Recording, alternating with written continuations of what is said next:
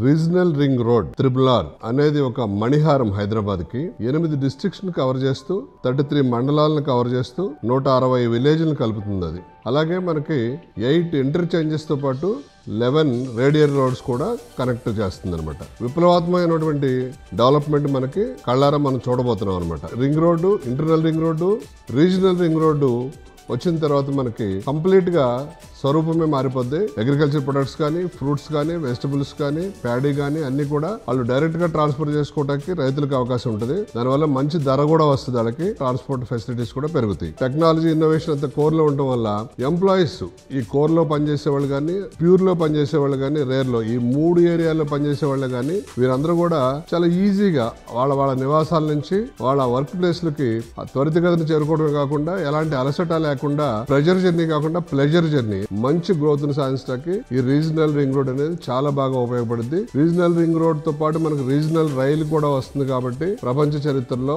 ఒక సువర్ణ అవకాశం హైదరాబాద్ అంటే ఒక మంచి పాయింట్ కింద గుర్తించే అవకాశాలు చాలా తొందరలోనే ఉన్నాయి.